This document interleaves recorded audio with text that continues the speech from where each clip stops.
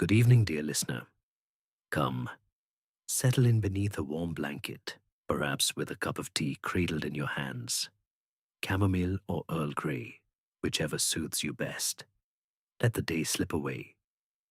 Tonight, we share a calm mystery with dear Miss Jane Marple, one that unfolds slowly, like petals opening in the morning sun. If these gentle tales bring you comfort and rest, do consider subscribing for more soothing stories to ease you into peaceful sleep. Now, breathe deeply and let us begin. In the gentle village of St. Mary Mead, where gardens bloom with quiet certainty and neighbors greet one another over low hedges, there lived a woman known to all as the protective mother. She watched over her grown son with a care so tender, so watchful, that people smiled and said it was only natural. Yet sometimes, in the soft light of afternoon tea, one wonders, is such devotion always as simple and innocent as it appears? Chapter 1: The Quiet Beginning. St. Mary Mead. In late spring felt like a place that time had gently forgotten to hurry. The lanes were lined with hawthorn hedges just coming into blossom, their tiny white flowers catching the soft sunlight like scattered pearls. Cottage gardens spilled over low stone walls, pink and purple stalks, forget-me-nots in pale blue drifts, and the first sweet peas beginning to climb their sticks with quiet determination. The air carried the warm, honeyed scent of blooming lime trees, mixed with the clean earthiness of freshly turned soil. Somewhere, a blackbird sang its evening song, clear and untroubled, while farther off, a wood pigeon answered in its low, drowsy coo. Miss Jane Marple sat in her favorite armchair, drawn close to the sitting room window. The curtains were tied back with soft ribbons, so she could watch the lane without effort. In her lap rested a pair of knitting needles, moving with the slow, even rhythm that had become almost meditative over the years. She was working on pale blue bed socks for young Tommy Symington, the baker's youngest boy, who caught a chill with every change in the wind. The wool was soft lamb's wool, chosen specially because it would not itch against tender skin. Click, click, click. The sound blended with the distant chime of the church clock striking 6:30. Across the lane, almost directly opposite Miss Marple's gate, stood the neat, semi-detached house belonging to Mrs. Eleanor Hargrove and her only son, Mr. Arthur Hargrove, on number 7. Laburnum Cottages had always been one of the tidiest in the row. Its small front garden was kept immaculate, daffodils and tulips in perfect ranks earlier in the season, now replaced by orderly rows of polyanthus and wallflowers. The paint on the door and window frames was fresh every third spring, soft sage green this year, and the brass knocker gleamed from daily polishing. A narrow path of old red bricks led from the gate to the front step, swept so clean one could almost eat one's dinner off it. Mrs. Hargrove herself was a slight, upright woman in her early 60s, with silver hair pinned neatly in a low bun, and eyes the color of winter sky, pale, clear, and watchful. She had been a widow for 15 years now, ever since poor Mr. Hargrove had slipped on the icy steps of Much Benham Station and never recovered. And since that day, she had devoted herself entirely to her son. Arthur was 38, tall and slender, with the same gentle features as his mother, but softened by a natural shyness. He worked as a senior clerk at the firm of Hebblewhite and Sons Solicitors in Much Benham. Every morning he caught the 8:17 train. Every evening, unless the office required overtime, he returned on the 6:42, walking the last half-mile from the station with his black attaché case swinging lightly at his side. The village had long since given Mrs. Hargrove a name of its own. People called her, always with a smile of fond indulgence, the protective mother. It was said affectionately, the way one speaks of a favorite aunt who insists on wrapping everyone in scarves, even in June. She guards that boy like a treasure, Mrs. Price would remark at the post office, in licking a stamp with precision. No harm shall come to her Arthur while she draws breath. Mrs. Clement, the vicar's wife, would nod and add, she's a blessing to him, really. Some sons aren't half so well looked after. And indeed, the care was visible in countless small ways. Every evening, as the light began to fade to that tender lavender shade peculiar to English spring, Mrs. Hargrove would appear at the front gate. She wore a soft woolen shawl over her shoulders, even on mild days, and stood with one hand resting on the latch. She never paced or fretted openly. She simply waited, eyes fixed on the bend in the lane where Arthur would first appear. When his tall figure came into view, hat slightly tilted, coat neatly buttoned, her posture changed. The shoulders eased, the hand lifted from the latch, and a small but relieved smile touched her lips. She would open the gate, step forward to meet him, and take the attaché case from his hand, as though it were the most natural thing in the world. Together, they walked up the brick path, side by side, talking quietly. By the time they reached the door, the hall light would already be burning, the kettle on, and the table laid for supper. Miss Marple had watched this ritual for years. From her window, she saw it repeated, season after season, with only the smallest variations: an umbrella in autumn rain, a straw hat in high summer, a heavier coat when frost touched the hedges. It was comforting in its predictability, like the turning of the church weather vane or the arrival of the first snowdrops. Yet lately, as her knitting needles moved and the light softened, Miss Marple found herself noticing things she had not quite remarked upon before. There was, for instance, the way Arthur sometimes paused for a fraction of a second at the bend in the lane, as though gathering himself before stepping into view. There was the way Mrs. Hargrove's hand lingered a moment longer than necessary when she took his case. And there was the small, almost imperceptible tightening of her mouth when he spoke, briefly, politely, of office matters or weekend plans with friends from Much Benham. Nothing dramatic, nothing alarming. Only the tiniest ripples on the surface of very still water. Miss Marple turned her knitting and began a new row. She thought of her own garden, where she had once tried to protect a particularly delicate climbing rose by building a high trellis around it and shielding it from every wind, and the rose had bloomed beautifully for 2 seasons, then suddenly wilted, its stems weak, its flowers small. When she finally removed the trellis, the plant had struggled, but in time it had grown stronger, reaching higher, bearing larger blooms. Protection, she reflected, was a delicate thing. Too much of it could do as much harm as too little. Outside, the blackbird finished its song.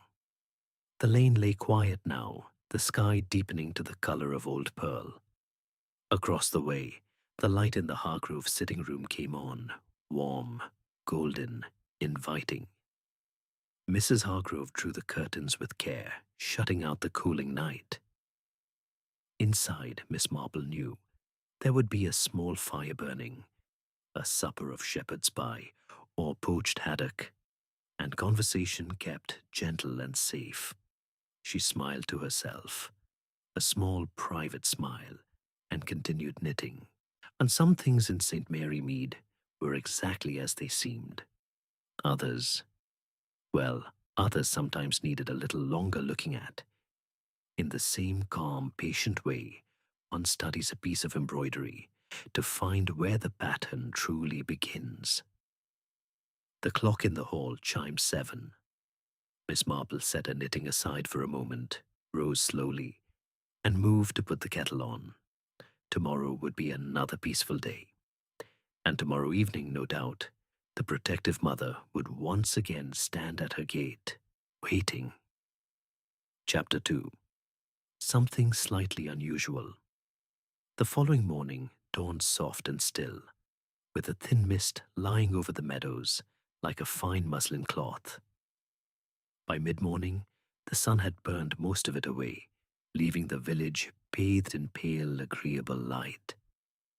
Miss Marple finished her breakfast, a boiled egg, or one thin slice of toast with a scraping of marmalade, and a pot of weak tea, and decided it was exactly the sort of day for a gentle errand. She needed a fresh skein of pale blue wool to finish Tommy Symington's bed socks, and perhaps a small tin of digestive biscuits to have with her afternoon cup. The village shop, run by Mr. and Mrs. Beddoes, was only a 10-minute walk, and the exercise would do her good. She put on her second-best hat, the one with the narrow velvet ribbon, navy blue to match her coat, took her string bag, and stepped out into the lane. The air was fresh, scented with damp earth, and the faint perfume of early wallflowers. As she passed the low hedge of laburnum cottages, she naturally glanced across at number 7. The front door stood ajar, and Mrs. Hargrove was visible just inside the hall, each speaking to someone on the threshold. Miss Marple slowed her pace a fraction, not enough to seem inquisitive, only enough to hear if voices carried on the mild breeze. Mrs. Clement, the vicar's wife, was standing there in her sensible tweed coat, a small basket over one arm. The two women were talking in the low, confidential tones people use when the subject is delicate. "So sudden, my dear," Mrs. Hargrove was saying. "The letter came only yesterday morning. Arthur read it at breakfast and said at once that he must go up to London for the interview. A position with better prospects, he tells me, more responsibility, a higher salary. But London, such a distance. The trains, the crowds, the noise, and the air, not like our good country air." Mrs. Clement made a sympathetic murmur. "It's natural he should want to advance, Eleanor. He's a clever young man. But of course you worry. Any mother would." Mrs. Hargrove's hand rested on the edge of the doorframe, fingers pressing lightly against the painted wood. "I only want what's best for him. Always have. But to leave St. Mary Mead, to leave me—" Her voice trailed off, then steadied. "Still, we shall see. The interview is next Thursday. He'll go up on the early train and be back the same evening, he promises." Miss Marple had by now drawn level with the gate. She paused to adjust the handles of her string bag, an action so ordinary that neither woman glanced her way. From that angle, she caught a brief glimpse through the open upstairs window of the Hargrove house. Arthur stood there, half hidden by the lace curtain, looking down at the lane. His face wore an expression Miss Marple had not often seen on him, something between quiet resolve and faint apology, as though he knew the decision he had made would cause a ripple in the still pond of their shared life. He met his mother's upward glance for a moment, gave a small nod, then stepped back out of sight. Mrs. Clement was saying something about prayer and God's plan when Miss Marple continued on her way. She did not linger. There was no need.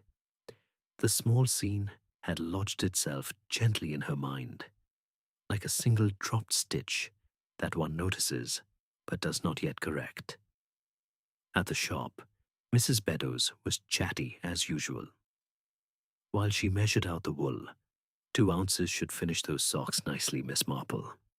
She mentioned that young Mr. Hargrove had been in earlier that week, buying a new notebook and a fountain pen. Said he needed to make notes for something important, she added, with a knowing smile. Very smart, our Arthur. Always has been. Miss Marple agreed pleasantly, paid for her purchases, and started home. The afternoon passed in its usual peaceful rhythm. A little light gardening, deadheading the early pansies, a chapter or two of her library book, a quiet village mystery by an author she particularly liked, and then tea by the fire as the light began to fade. It was just after 6:30 when she returned to her window with her knitting. The lane was empty at first, the sky turning that tender shade of mother of pearl that comes before true dusk. At 7:20, Mrs. Hargrove appeared at her gate as usual. But tonight, she did not stand in her accustomed relaxed posture. She drew her shawl more tightly around her shoulders, although the evening was mild and her hand remained on the latch longer than necessary. She looked up and down the lane repeatedly, eyes searching the bend where Arthur always first appeared. 7 o'clock came, then 1/4 past. The light was failing now. The street lamps along the main road had begun to glow, casting soft pools of amber. Still, no sign of Arthur.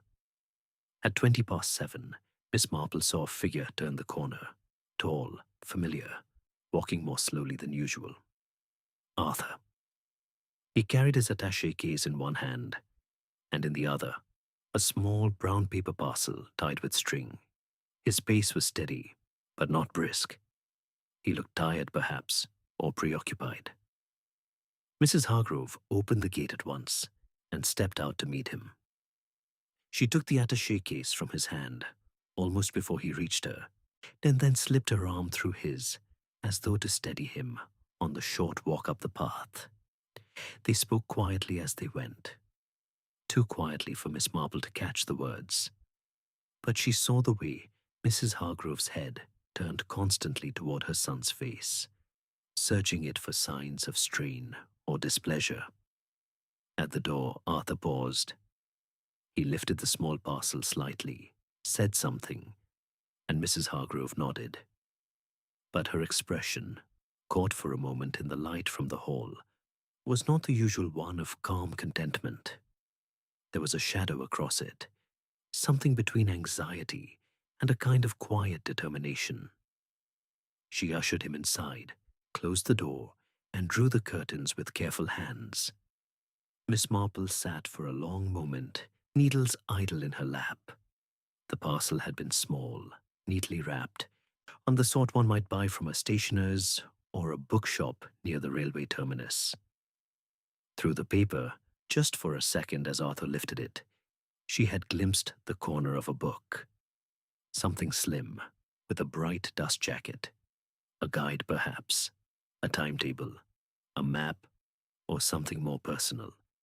A volume on life in a larger city, on rooms to let, on making one's own way. She resumed her knitting, row by careful row. Nothing had happened that was in any way dramatic. A son had been delayed. A mother had waited. A small parcel had been carried home. Yet in the quiet of St. Mary Mead, where routines were as regular as breathing, even the smallest variation felt like a note played slightly off-key in a familiar tune. Outside, the blackbird had fallen silent. The village settled into its evening hush, and across the lane, the lights in number 7 burned steadily, behind closed curtains, warm and private. Miss Marple smiled faintly to herself. Some days were ordinary in every particular. Others held the gentlest hint that something very small indeed, was beginning to shift.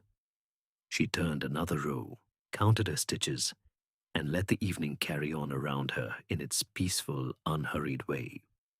Chapter 3. Gentle Observations.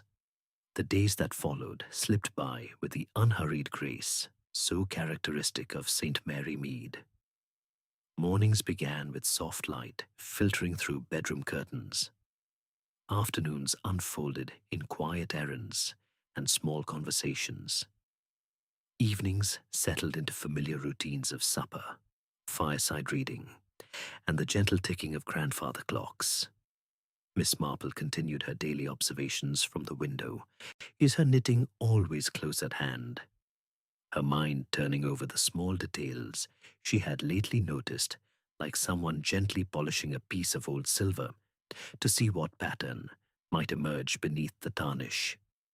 At the Women's Institute meeting on Thursday afternoon, held in the village hall with its polished wooden floor and faint scent of beeswax, Mrs. Hargrove took her usual seat near the front. The topic that day was preserving summer fruits, and Mrs. Beddoes demonstrated her method for making blackcurrant jelly. While the ladies listened and took notes, conversation drifted, as it so often did, to family matters. Mrs. Hargrove spoke little at first, but when Mrs. Price asked after Arthur, her voice came soft and steady. He's very well, thank you. Busy at the office, of course. And now this London business. She let the words hang for a moment, then continued with a small smile. He's always been ambitious in his quiet way. I only hope the journey won't tire him. The trains can be so drafty, and the platforms so crowded. The other ladies murmured agreement. Mrs. Clement patted her hand. You've looked after him so beautifully all these years, Eleanor. He knows how fortunate he is. Mrs. Hargrove inclined her head. He is all I have left in the world. After his father passed, I made up my mind that no harm should ever come to him if I could prevent it. A mother's duty, isn't it? There were nods all round. Miss Marple, seated 2 rows back with her embroidery hoop in her lap. She was working a small tray cloth in cross-stitch. Listened, without appearing to listen too closely. She noted the way Mrs. Hargrove's fingers twisted the edge of her handkerchief as she spoke, not nervously, exactly, but with a kind of deliberate care, as though choosing each word with precision. Later, as the meeting ended and the ladies gathered their things, Miss Marple found herself walking part of the way home beside Mrs. Price, who was eager to share a fresh piece of gossip. Did you hear Arthur was seen in much Benham last Saturday? Buying books, they say. Not the usual detective stories he reads. Something quite different. Mrs. Higgs at the bookshop told me he asked specially for volumes on life in London, flats, transport, that sort of thing. Miss Marple made a small sound of interest. How very enterprising. Yes, but poor Mrs. Hargrove looked quite pale when I mentioned it to her yesterday. She said, he's only thinking ahead. But I could see it troubled her. She's always been so particular about him. They parted at the corner, and Miss Marple continued alone, her steps slow and thoughtful.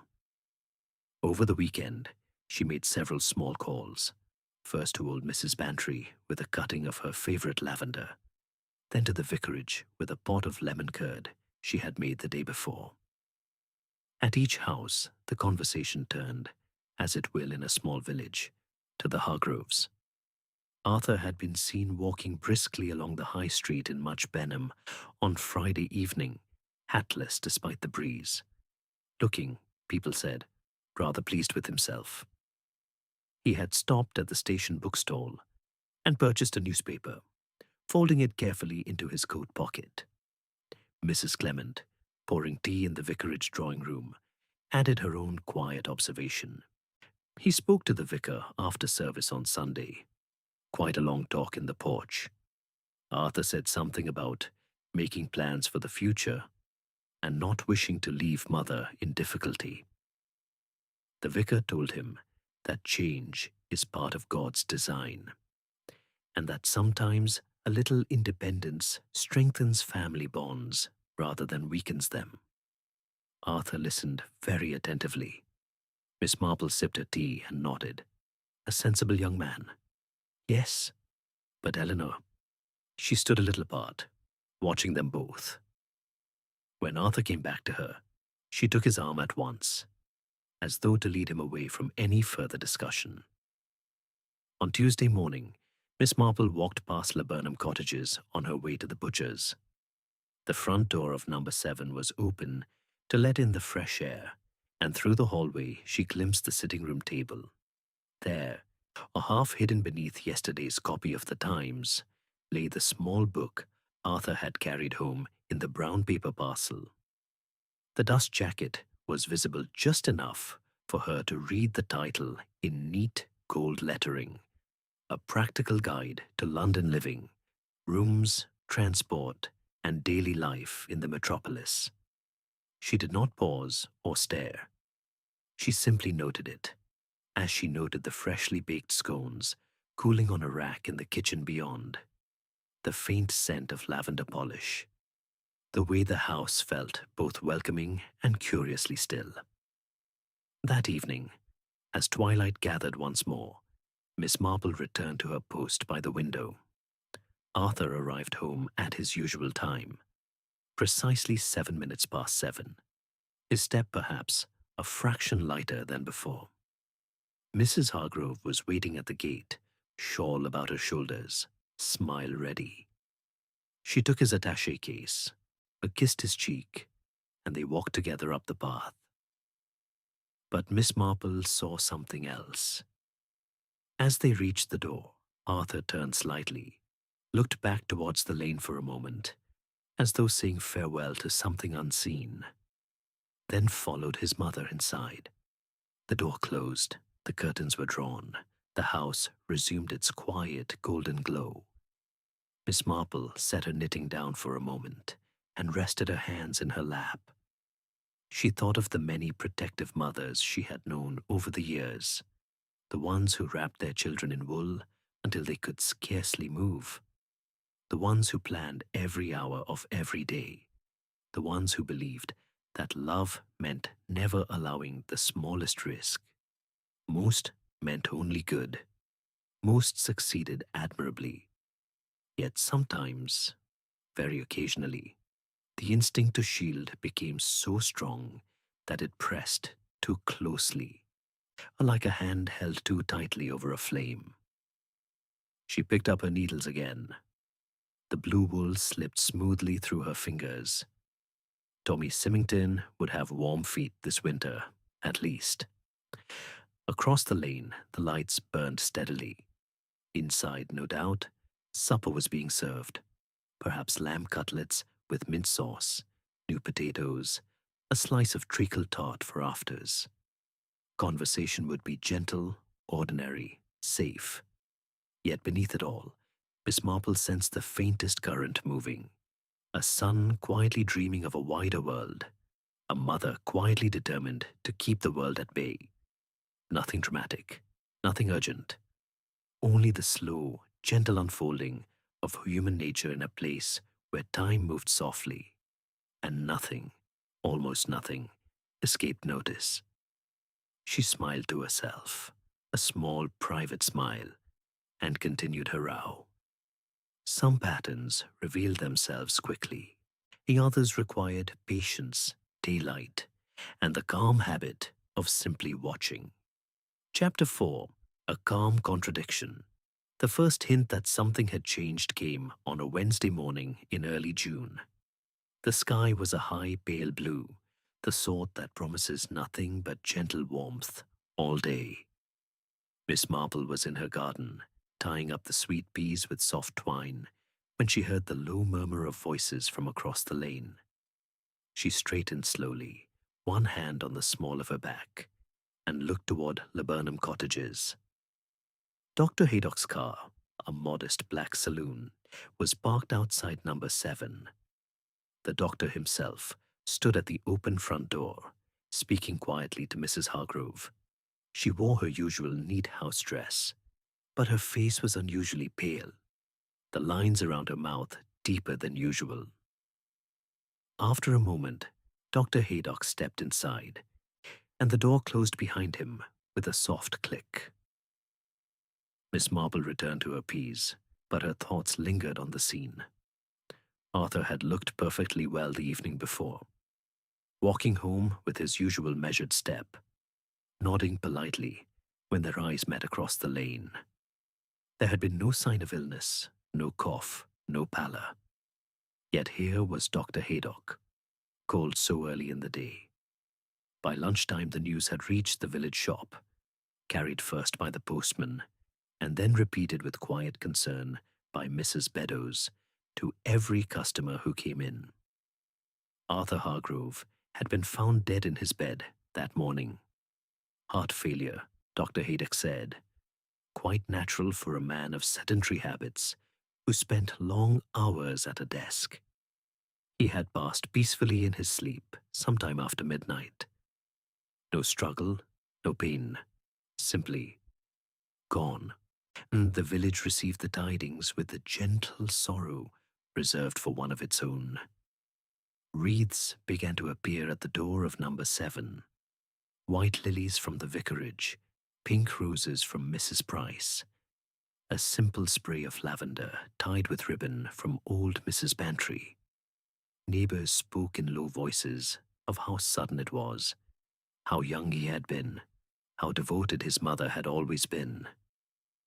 She'll be lost without him, they said, shaking their heads. That boy was her whole world. Miss Marple attended the funeral 3 days later.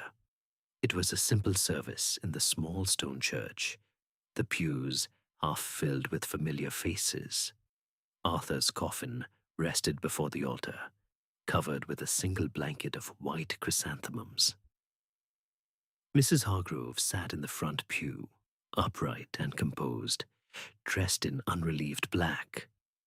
Her hands were folded in her lap, and a small handkerchief tucked between them. She did not weep openly. Her grief was private, contained, as everything about her had always been.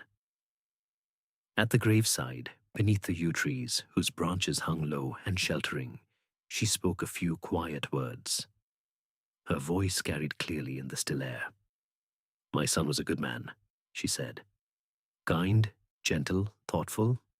I protected him as best I could, from the moment he was born until the moment he left us. He was safe with me, always safe. I kept worry from his door, illness at bay, the world's harshness far away. And now he is safe forever." The words were simple, heartfelt. The small group murmured agreement, offered silent sympathy. Miss Marple stood a little apart, near the path, listening with her usual calm attention. Yet as Mrs. Hargrove spoke of protection, of safety, and a small contradiction began to form in Miss Marple's mind, quiet, unhurried, but persistent. Arthur had been in excellent health only days before. She had seen him herself, walking briskly along the lane on Monday evening, cheeks faintly flushed from the fresh air, posture straight. He had smiled when he passed her gate and called out, "Lovely evening, Miss Marple." His appetite had been good.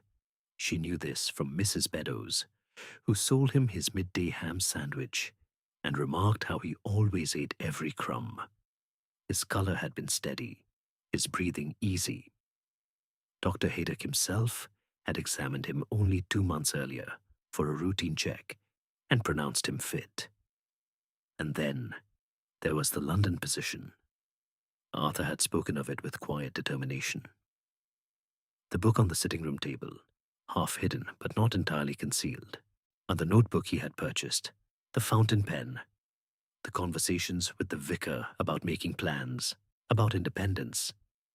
A man on the verge of change, small change, perhaps, but real change, does not usually slip away so quietly in his sleep. Miss Marple thought of cages, not the cruel iron kind, but the sort built with love, padded, warm, lined with every comfort.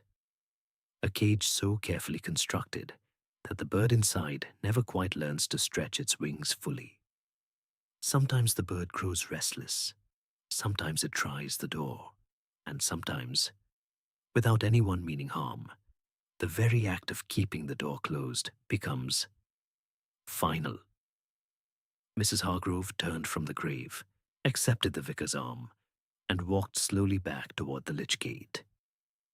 As she passed Miss Marple, their eyes met for a moment. Mrs. Hargrove's gaze was steady, almost serene, but there was something in it, a flicker, very brief, like the shadow of a cloud across still water. Miss Marple inclined her head. "My condolences, Mrs. Hargrove. He was a fine young man." "Thank you, Miss Marple." The voice was soft, controlled. "He was everything to me." They parted without further words. Miss Marple walked home alone, the scent of yew and damp earth clinging to her coat.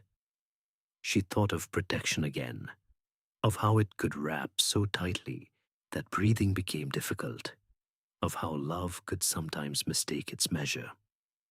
Back in her sitting room, she sat by the window with a cup of tea, watching the lane grow quiet as evening came on. Number 7 stood dark now, curtains drawn, no light in the hall. The gate remained closed.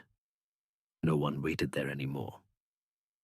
Yet the contradiction remained, small and calm, like a single loose thread in an otherwise perfect piece of knitting. Arthur had been planning to leave, not far, not forever, but enough to stretch beyond the familiar pattern of his days. And on the very eve of that possibility, he had died peacefully in the bed his mother had made for him every morning of his life. Miss Marple set her cup down carefully. She did not hurry to conclusions. She never did. But she felt the gentle tug of curiosity deepen into something quieter, more serious. Not suspicion exactly, only the recognition that certain things did not quite fit together as neatly as they should.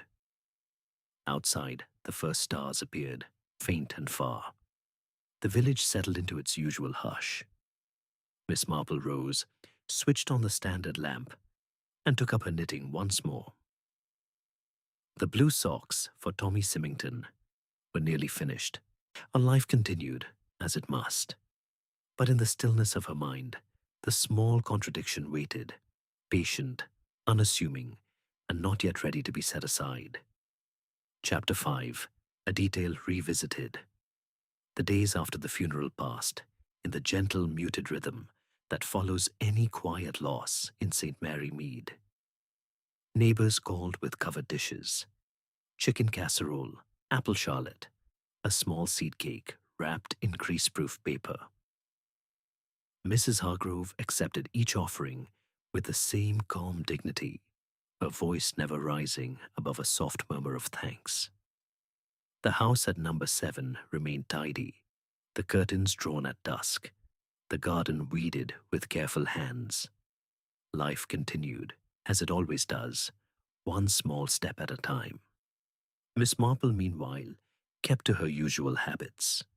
She finished Tommy Symington's bed socks, wrapped them in tissue paper, and delivered them to his mother with a kind word. She tended her roses, pruned the lavender, and sat by her window in the late afternoons with a cup of tea and her embroidery. Yet her thoughts returned often to the small contradiction that had settled in her mind like a pebble in a shoe. Uncomfortable, but not yet painful enough to demand immediate action.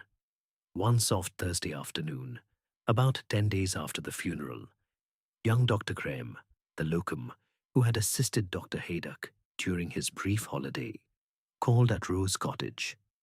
He was a pleasant young man, newly qualified, with a habit of speaking earnestly, and a faint blush when he felt he might have said too much. Miss Marple invited him in, offered tea, and settled him in the armchair opposite her own. "I hope you don't mind my dropping by unannounced," he began. and accepting the cup with both hands.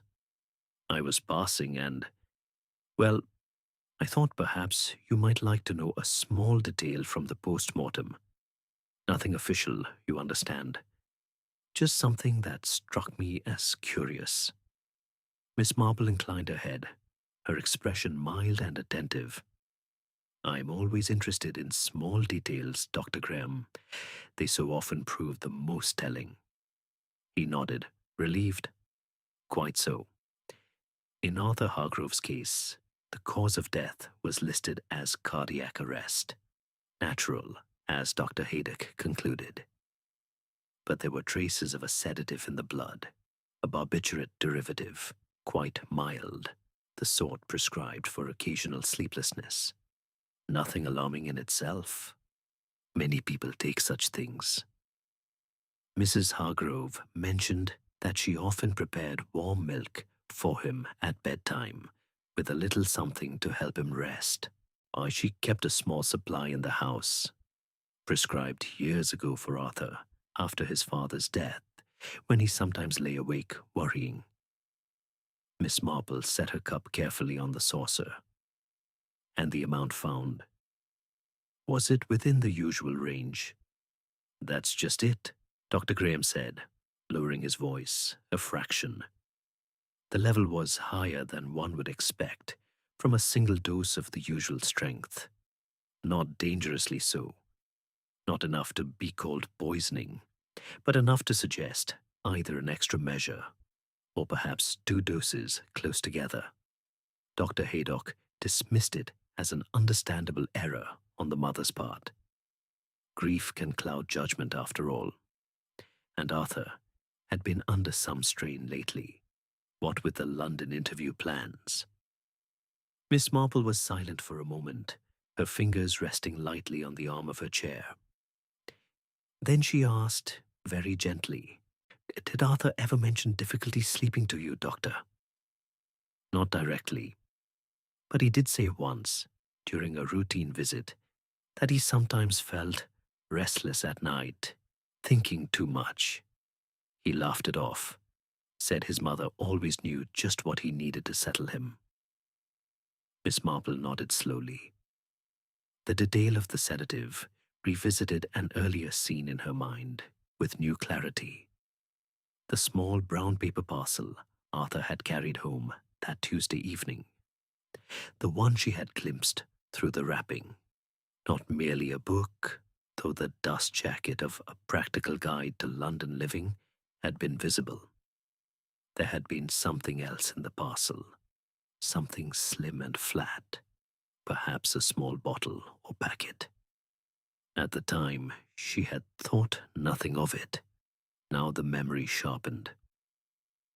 Arthur, planning his move to London, he had perhaps purchased something to help him sleep independently. Something gentler than his mother's usual preparation. Something he could take without explanation. Yet on the night he died, he had taken, or been given, the familiar warm milk from his mother's hand. And the dose had been stronger. Not lethally so, perhaps not even intentionally lethal, but stronger. Miss Marple thought of the book half hidden beneath the newspaper on the sitting room table. Arthur had been reading about independence, rooms to let, bus routes, the small daily freedoms of a life apart. He had spoken to the vicar of not wishing to leave his mother in difficulty, yet he had been quietly determined. A man on the cusp of change does not usually die so peacefully, unless something, someone, has decided, however unconsciously, that change must not come. And the pieces align themselves slowly, like autumn leaves settling after a breeze. The protective mother had not acted from malice.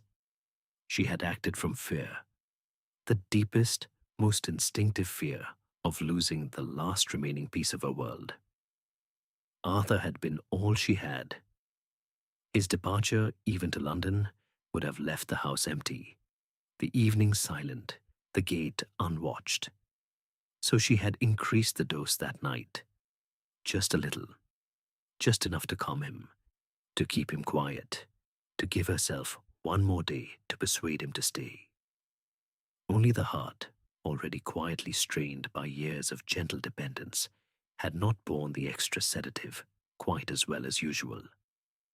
No dramatic poisoning, no calculated murder in the ordinary sense. Only a mother's love, grown so encompassing that it could no longer distinguish between protection and possession. In trying to hold him safe forever, she had taken him away forever. Dr. Graham finished his tea, thanked her for listening, and took his leave. Miss Marple remained seated for a long while after he had gone, watching the light fade across the lane. Number 7 stood quiet, its windows dark early these days.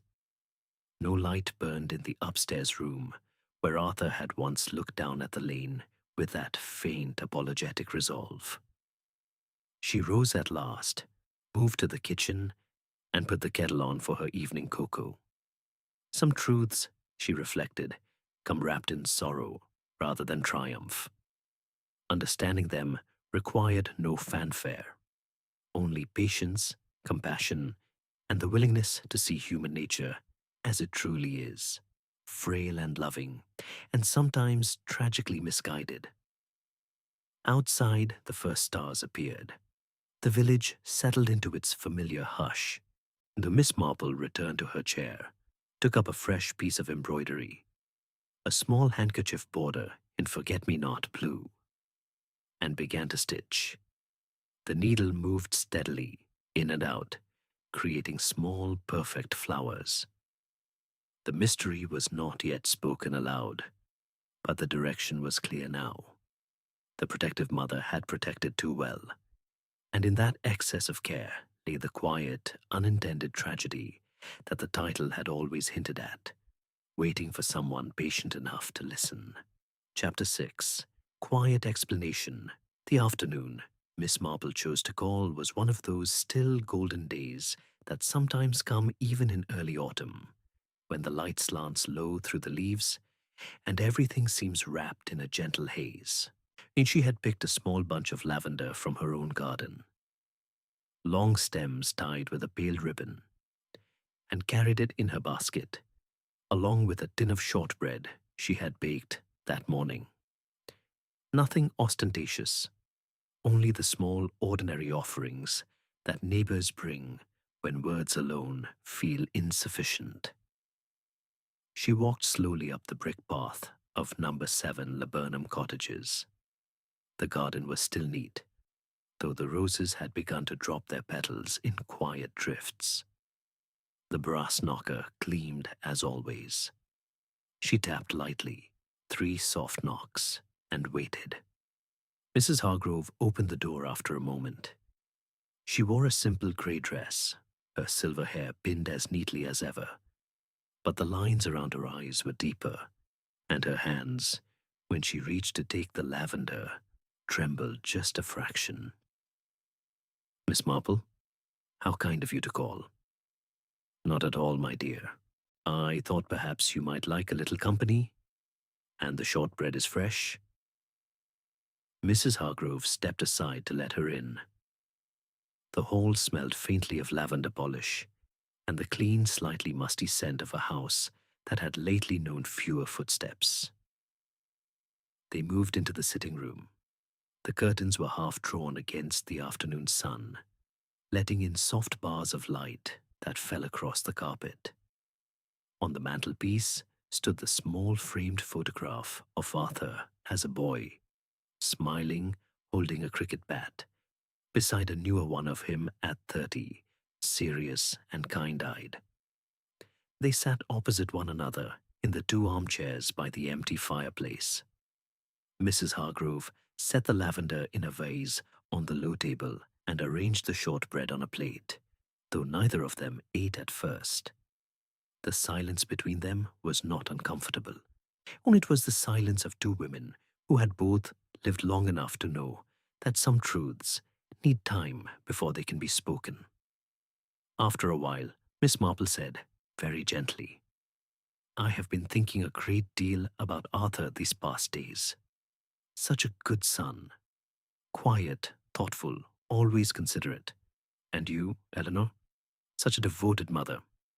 Everyone in the village has said so. Mrs. Hargrove's hands folded tightly in her lap. She looked down at them for a long moment. He was my whole world after his father died. You cannot imagine what that does to a woman. To lose one and know the other is all that remains. I can imagine it very well, Miss Marple replied softly. And I can imagine how frightening it must have been when he began to speak of London, of a new position, of rooms of his own. Mrs. Hargrove drew a slow breath. He came home that Tuesday with the book. I saw it on the table later, half hidden, as though he were ashamed to show it to me. A guide to London living, flats, buses, how to manage on one's own. He said nothing about it directly, but I knew. He wanted to go.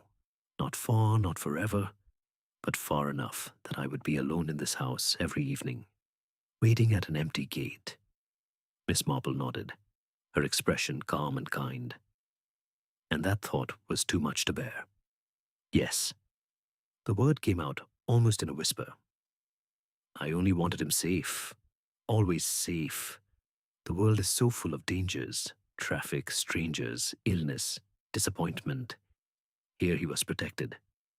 I made his meals, mended his clothes, kept the house warm.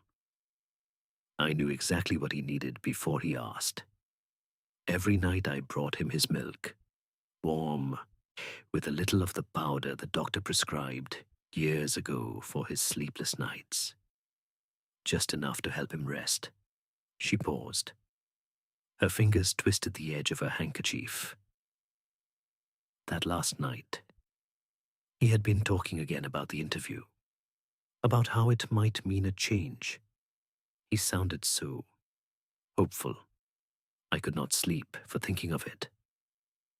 When I went down to the kitchen at midnight to prepare his milk, I added a little more, just a little more, to calm him, to help him think clearly in the morning. I told myself it was only to give him a peaceful night, so he would not lie awake worrying, so he would wake rested, and perhaps see that staying here was best for both of us. Miss Marple remained quite still, and in the morning, he did not wake. Mrs. Hargrove's voice broke for the first time, though no tears fell. I found him in his bed, and peaceful, as though he had simply drifted away. Dr. Haydock came. He said heart failure, natural, but I knew. I knew at once what I had done. Not murder, not in the way people think of murder. I never meant harm. I only meant to keep him with me. One more day, one more week, forever, if I could. The room was very quiet. Outside, a blackbird sang a few clear notes, then fell silent again. Miss Marple spoke after a long pause, her tone as gentle as ever. Love can be a heavy thing sometimes, Eleanor. We mean it for the best.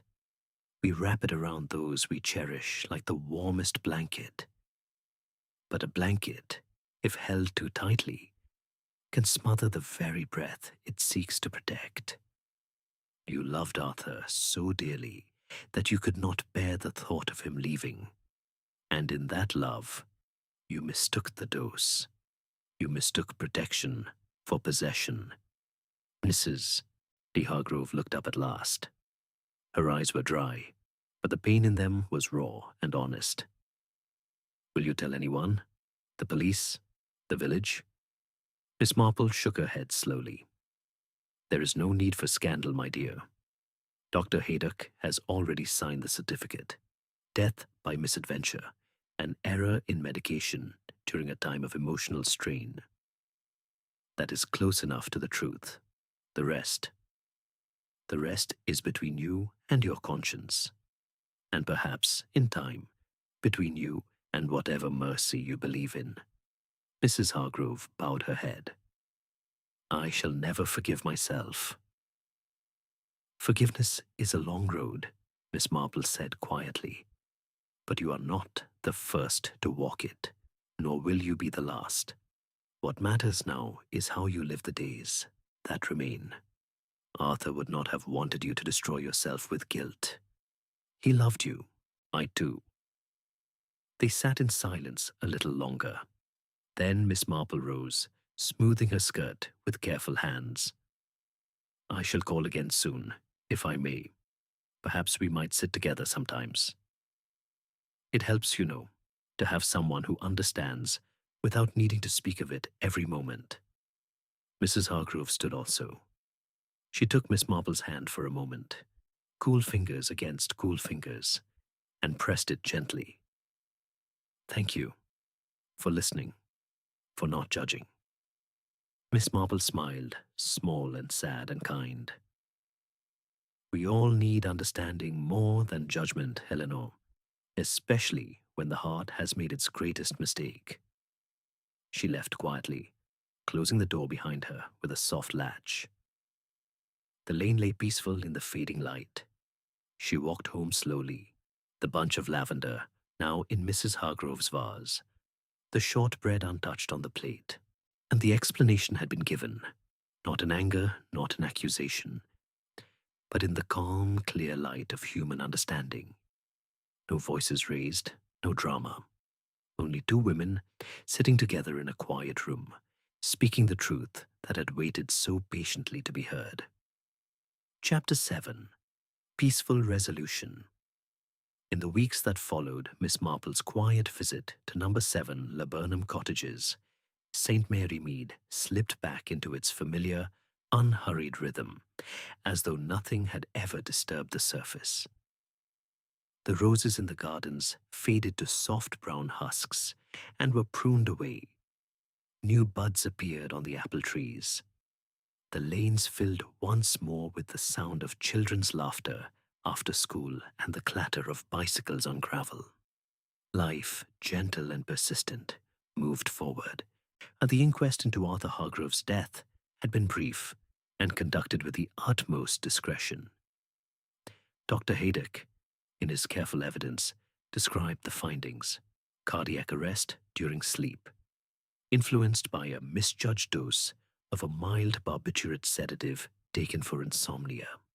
The coroner, a kind-faced man who had known the family for years, recorded a verdict of death by misadventure, an unfortunate error made in a moment of emotional distress. No suggestion of intent, no scandal. The village accepted the explanation with the same quiet nod it gave to any natural sorrow. Arthur had been a good man. His mother had been a devoted one.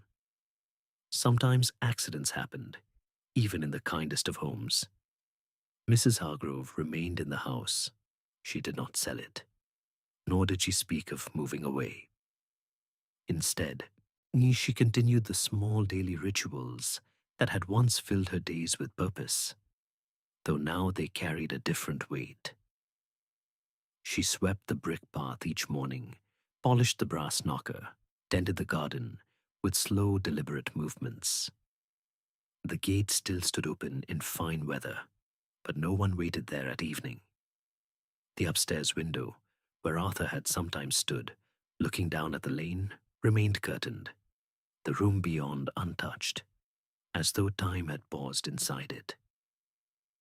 Miss Marple called regularly, once or twice a week, never announced, always with some small offering: a jar of homemade damson jam, a cutting from her geraniums, a book of poetry with verses about gardens and quiet seasons. They sat together in the sitting room, the same two armchairs by the empty fireplace, and spoke of ordinary things: the price of coal, in the new hymn book at church, the way the blackbirds sang earlier each spring. They did not often mention Arthur directly. When they did, the words were soft, careful, like handling something fragile that might break if pressed too hard. One late October afternoon, as the light turned the color of old honey, Mrs. Hargrove said quietly, "I have begun to sleep better. Not well, perhaps, but better. I no longer keep the bottle of powder by the bedside. I threw it away the day after you came. Miss Marple nodded, her hands folded in her lap. That was wise, my dear. I still dream of him sometimes. He is always young in the dreams, running in the garden with his cricket bat, laughing. I wake and the house is so quiet. But the quiet is not as heavy as it was. Miss Marple smiled gently. Time has a way of softening edges, not erasing them, but making them bearable. Mrs. Hargrove looked toward the window, where the last of the autumn leaves drifted past. I protected him too much. I see that now.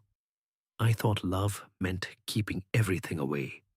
The risks, the disappointments, even the small freedoms. I was wrong. He was trying to grow in his quiet way, and I held him back.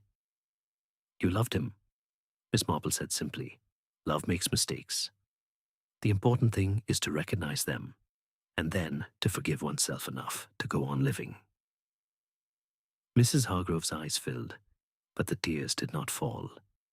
She reached across and touched Miss Marple's hand for a moment. Thank you for understanding, for not turning away. Miss Marple pressed the hand gently in return. We are neighbors, Eleanor. Neighbors look after one another. The visits continued through the winter, and sometimes they sat in silence, listening to the fire crackle or the wind move softly in the chimneys. Sometimes they spoke of memories, Arthur's first day at school, the way he always brought home wildflowers for his mother's birthday, the Christmas when he carved the turkey with such careful pride. The memories no longer cut as sharply. They had begun to warm, like sunlight on old stone. By early spring, the garden at number 7 showed new signs of care. Mrs. Hargrove planted tulip bulbs along the path, red and white, the colors Arthur had liked best. She joined the Women's Institute again, not to speak much, but to listen and to help with the teas. The ladies welcomed her without fuss, as though she had never been absent. Life in St. Mary Mead had room for sorrow, but it also had room for quiet healing. Miss Marple, in watching from her window, saw these small changes with satisfaction. The title that had once seemed so simple and affectionate, the protective mother, now carried its full meaning. A love so fierce it had crossed into tragedy, yet a love that, in the end, could still find its way back to peace. Not through punishment or public reckoning, but through understanding, time, and the gentle mercy of ordinary days. One mild March evening, as the sky deepened to the color of pearl, Miss Marple finished the last row of a new pair of bed socks, this time for Mrs. Price's granddaughter, and set her knitting aside. Across the lane, a light came on in the sitting room of number 7. Mrs. Hargrove drew the curtains halfway, leaving a warm glow visible from the lane. She stood for a moment at the window, looking out, not waiting exactly, but simply looking. Now then she turned away, and the light remained steady behind the lace. Miss Marple rose, switched on her own lamp, and moved to the kitchen to make cocoa. The kettle sang softly on the stove. Outside, the village settled into its evening hush. A dog barked once in the distance. A door closed somewhere down the lane. The church clock chimed the quarter hour. Order had returned, not the perfect order of before, but a new and gentler one. Sorrow had not vanished. It had simply found its proper place, like a shadow that lengthens in the late afternoon, but does not overwhelm the light. Miss Marple carried her cup back to the armchair by the window. She sipped slowly, watching the stars begin to appear one by one.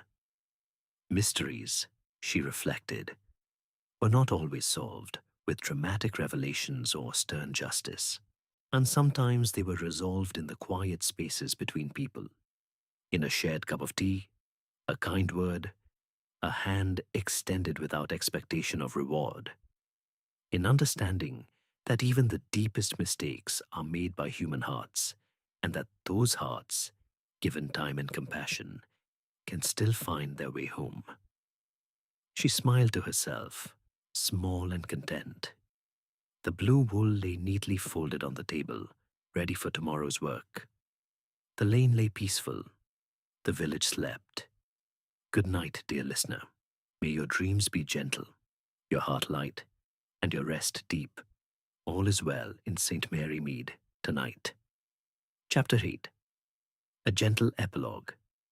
Months turned into seasons in St. Mary Mead, with the same quiet certainty that had always marked the village. Winter came softly that year. Frost on the hedgerows, thin ice on the pond behind the church, a breath visible in the early morning air. Then spring returned, tentative at first, then bolder.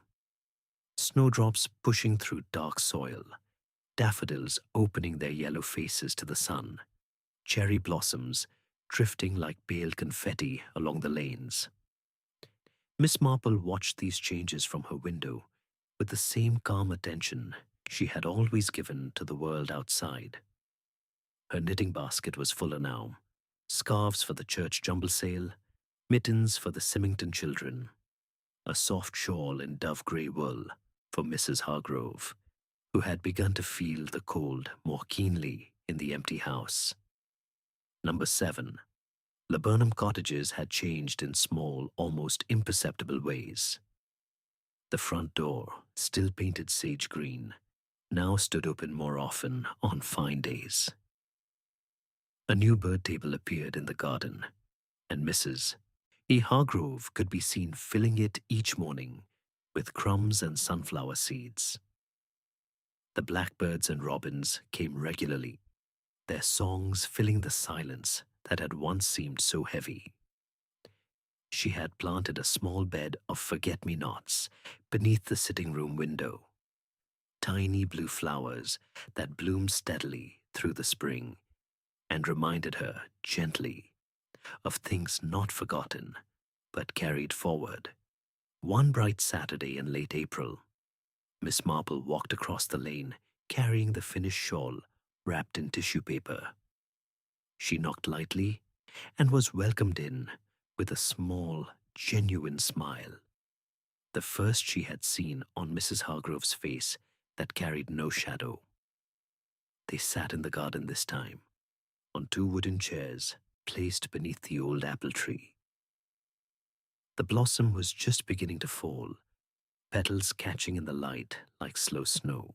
A long pot of tea steamed between them, 2 cups, a plate of biscuits. For a long while they spoke of nothing important: the new vicar's sermons, the price of butter at the shop, the way the lane smelled after rain. Then Mrs. Hargrove said quietly, "I have decided to take in a lodger." Miss Marple raised an eyebrow, not in surprise but in gentle interest. "A young woman from much Benham," Mrs. Hargrove continued. "She works at the library there, 3 days a week, and needs a room closer to the station. Quiet, polite, keeps to herself. I advertised in the parish newsletter. She came to see the room last week. We liked each other at once." Miss Marple poured a little more tea into both cups. "That sounds very suitable. I thought perhaps it would be good to hear footsteps on the stairs again. Someone else's kettle boiling in the morning. A different voice saying good night." Mrs. Hargrove looked down at her hands, then up again. Not to replace him, never that, but to fill the house with life once more. Arthur would have wanted that, I think. He always said the house was too quiet when he was away at work. Miss Marple nodded slowly. He was a kind young man. Kindness notices such things. They sat in companionable silence as the petals continued to fall. A robin landed on the bird table, tilted its head, then flew off with a crumb. Mrs. Hargrove watched it go. I still miss him every day, she said. Some days, the missing is sharp, like a needle. Other days, it is softer, like an old ache one has learned to live with. But I no longer feel that I must hold everything still to keep him near. I am learning, slowly, trying to let the days move forward. Miss Marple reached across and touched her arm lightly. That is all any of us can do, my dear. Move forward, carrying what we must, leaving what we can. Later that summer, the lodger arrived, a Miss Rosemary Lane, 27, with neat brown hair and a quiet laugh. She brought with her a small suitcase, a typewriter, and a collection of library books she promised to share.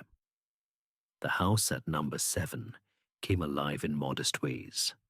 The sound of typing from the upstairs room in the evenings, the scent of coffee drifting down the stairs, laughter, soft, occasional, when the two women sat together over supper.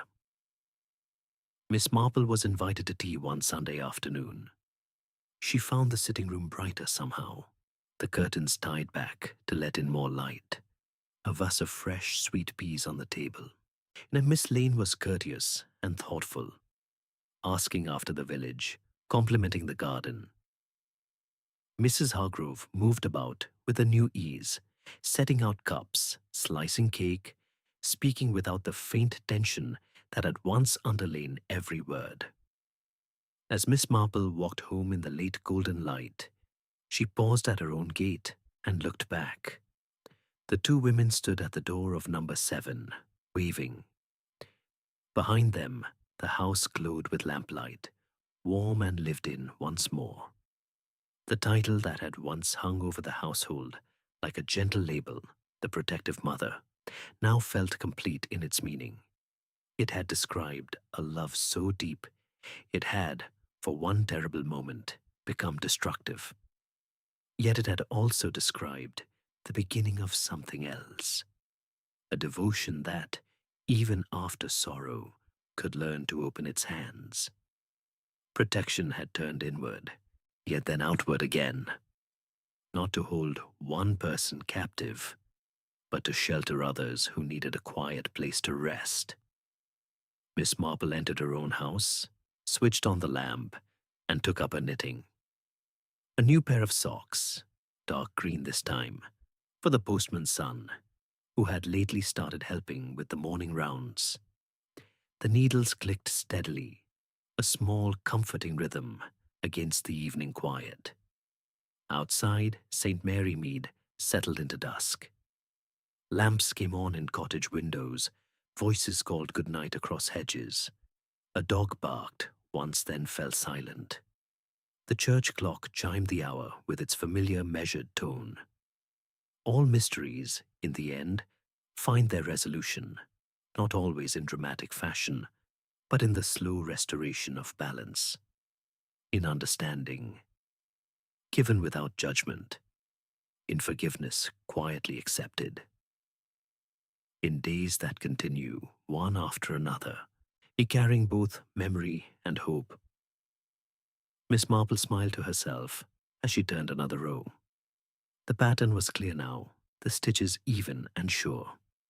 The village slept peacefully, the lane lay still, and in two neighboring houses, two women, one old and observant, one older and healing, sat by their separate windows, each content in the knowledge that life, though changed, still held its small, steady kindnesses. Good night, dear listener. May your own heart find its quiet places of peace tonight, and every night hereafter. Chapter 9. The Last Thread. Time in St. Mary Mead never hurried, but it never stood still either. By the following autumn, nearly 18 months after that quiet afternoon, when Miss Marple had carried lavender and shortbread across the lane, the village had folded the memory of Arthur Hargrove into its long, gentle history. But people still spoke of him sometimes, always with the same soft affection.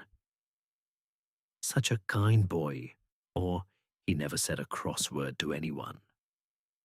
The story of his passing had settled into the category of village sorrows that are remembered but no longer discussed at length. Life had moved on, as it must. Miss Marple herself had reached her 87th year that summer. She moved more slowly now, her walks shortened to the length of the lane and back, her gardening done in small seated sessions with a low stool and a pair of secateurs. Yet her eyes remained sharp, her mind clear, and her habit of noticing unchanged.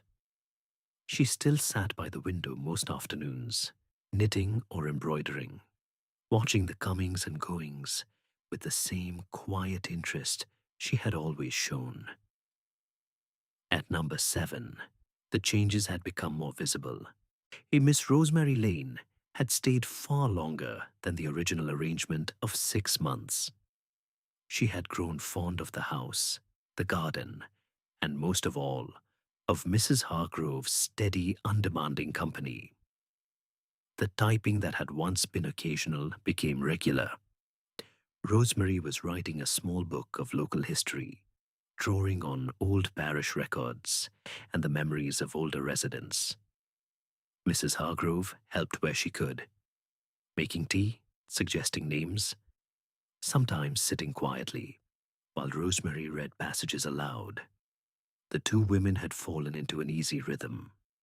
Breakfast together in the kitchen, evenings by the fire with the wireless playing softly. Occasional outings to the village fetes or the Much Benham market. One crisp October morning, Miss Marple received an invitation, handwritten on thick cream paper, delivered by Rosemary herself. Mrs. Hargrove would be so pleased if you would join us for tea on Sunday, Rosemary said, smiling. She's been planning it for weeks. Nothing grand, just a few sandwiches, a Victoria sponge, and perhaps a walk in the garden if the weather holds. Miss Marple accepted with pleasure. Sunday arrived bright and still. Miss Marple wore her best grey wool dress, and the cameo brooch she saved for special occasions. She carried a small pot of her quince jelly as a gift. When she knocked, it was Rosemary who opened the door, apron still tied, cheeks flushed from the oven. Inside, the house smelled of warm butter and vanilla. The sitting room had been rearranged slightly, fresh flowers on every surface, chrysanthemums and late roses from the garden, and the photograph of Arthur now stood on a small side table, beside a new one, Mrs. Hargrove and Rosemary at the summer fete, both smiling, arms linked. Mrs. Hargrove came forward to greet her guest. She looked younger somehow, not in years, but in bearing. The tight lines around her mouth had softened. Her eyes held a quiet light. Miss Marple, thank you for coming. They settled in the garden again, the same 2 wooden chairs beneath the apple tree, now heavy with small red fruit. Rosemary brought out the tea tray, set it carefully, then excused herself to check on the scones still warming in the oven. Left alone, the 2 older women sat in easy silence for a moment, listening to the soft rustle of leaves overhead. Mrs. Hargrove spoke first. I wanted to tell you something, she said. I've decided to make a small change to my will. Miss Marple waited, cup in hand. When the time comes, and it will come, if for all of us, I have left the house to Rosemary. Not everything. There are small legacies to the church, to the Women's Institute, to Tommy Symington, who still delivers my newspapers. But the house itself, and enough to keep it running, will be hers. She has become like the daughter I never had, and she loves this place as much as I do. Miss Marple set her cup down. That is a very generous and thoughtful decision, Eleanor. Mrs. Hargrove looked toward the house. I used to think protection meant keeping everything exactly as it was, never letting go, never allowing change. I was wrong. Protection can also mean preparing the way for someone else, giving them roots when their own are light. Rosemary has given me company, purpose, laughter again. In return, I can give her a home that is already filled with memories, good ones, and the difficult ones too. She knows the whole story now. I told her everything last winter. She listened without shock or condemnation. She simply said, "We all make mistakes when we're afraid. The important thing is what we do afterwards." Miss Marple nodded slowly. Wise words. Yes, and true. Rosemary returned then, carrying a plate of warm scones, split and buttered, jam and clotted cream in small bowls. The three women ate quietly, spoke of small things. The new organist at church, the unusually large crop of apples this year, the way the light fell across the lane at this time of day. As the afternoon deepened and the air grew cooler, Miss Marple rose to leave. Mrs. Hargrove walked her to the gate. At the low wooden latch, she paused. "I never thanked you properly," she said. "Not just for listening that day, but for seeing me, really seeing me. When I could not see myself, you gave me a bath, back to peace, without ever demanding that I punish myself more than I already had." Miss Marple laid a gentle hand on the other woman's arm. "My dear, you found the path yourself. I only sat beside you while you walked it." They stood a moment longer, two small figures in the late golden light. Then Miss Marple stepped through the gate and started across the lane.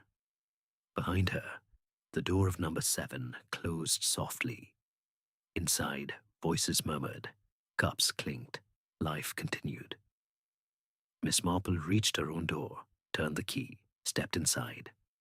She hung her coat, placed the leftover quince jelly on the kitchen shelf, and moved to her armchair by the window. The knitting basket waited.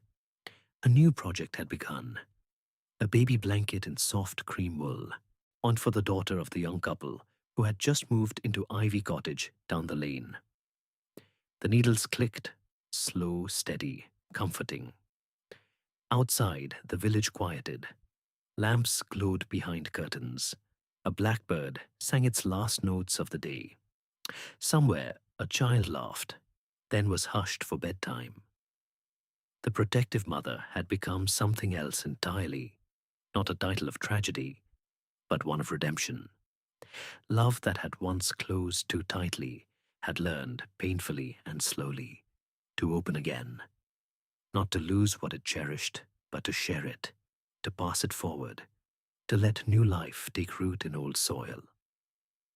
Miss Marple smiled faintly, counted her stitches, and let the evening wrap itself around her like a warm shawl. All was well. The lane slept. The houses slept. And in the stillness between one day and the next, so the quiet story of two neighboring gardens reached its gentle, satisfying close. Good night, dear listener. May your own threads weave peacefully tonight and tomorrow and all the days after. Chapter 10. The Quiet Garden. Another winter came and went in St. Mary Mead, mild enough that the snowdrops bloomed early, and the first primroses appeared along the hedgerows before March was halfway done. By the time the lilacs were in full flower, the following spring, the village had settled into a new and gentle equilibrium. The lane between Rose Cottage and Laburnum Cottages remained as peaceful as ever, yet it now carried the faint, steady hum of shared life rather than the hush of waiting. Miss Marple, now approaching her 89th birthday, had grown frailer. She no longer ventured far beyond her own gate, but the armchair by the window remained her favorite place.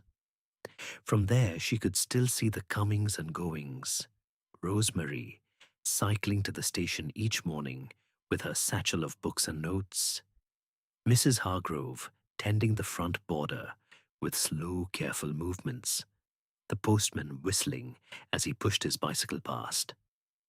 Small scenes, repeated day after day, yet each one comforting in its familiarity.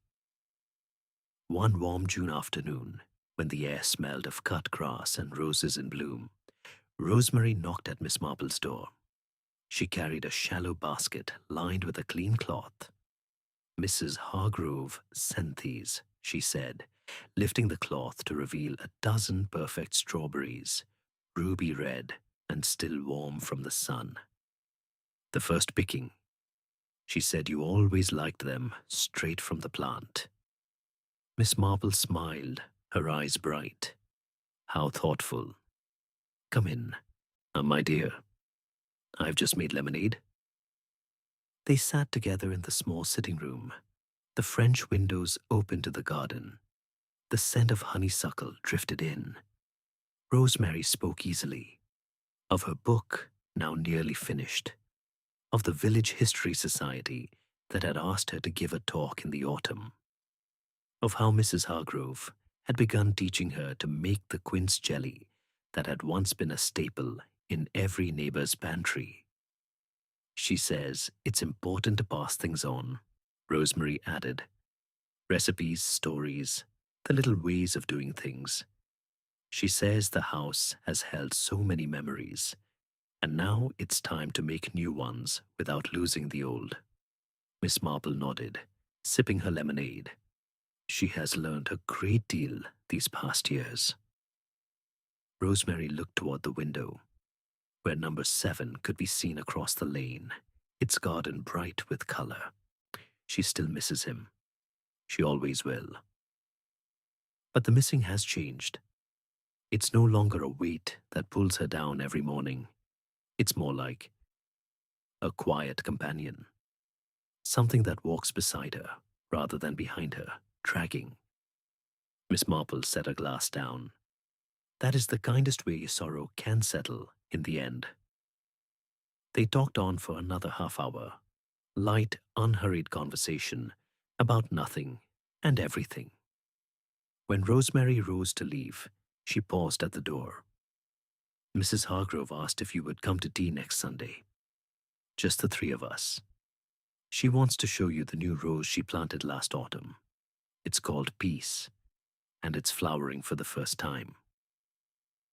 I should like that very much, Miss Marple replied. Sunday arrived soft and golden. Miss Marple walked the short distance across the lane on Rosemary's arm, moving carefully but steadily. The gate at number 7 stood wide open. Mrs. Hargrove waited on the path, wearing a pale blue cardigan and a small smile that reached her eyes. They sat once more beneath the apple tree, 3 chairs now instead of 2. The tea table held cucumber sandwiches, cut thin, warm scones, strawberry jam made from the very fruit they had shared earlier in the week, and a Victoria sponge dusted with icing sugar. In the center stood a small vase holding a single bloom of the new rose, creamy petals edged with pink, fragrant and perfect. Mrs. Hargrove touched one petal gently. It's called Peace. The nurseryman said it's hardy, forgiving of poor soil, and blooms steadily once established. I thought it seemed right. Miss Marple leaned forward to smell the flower. It is very beautiful, Eleanor, and very fitting. They ate slowly, spoke quietly. Rosemary read a short passage from her manuscript about the old footpaths that once linked St. Mary Mead to the neighboring hamlets, and how some of them still existed if one knew where to look. Mrs. Hargrove listened with pride, her hands folded in her lap. As the afternoon light began to slant lower, Mrs. Hargrove said, almost to herself, I used to think protection meant never letting anything change, never letting anyone leave. I was so afraid of the emptiness that would come if Arthur went away, even to London, even for a little while. I held on so tightly that I lost him in the very act of trying to keep him. She looked at the two women sitting with her. Now I understand that real protection is different. It is making sure the people you love have what they need to grow strong, roots deep enough to stand alone, yet branches that can reach out to others.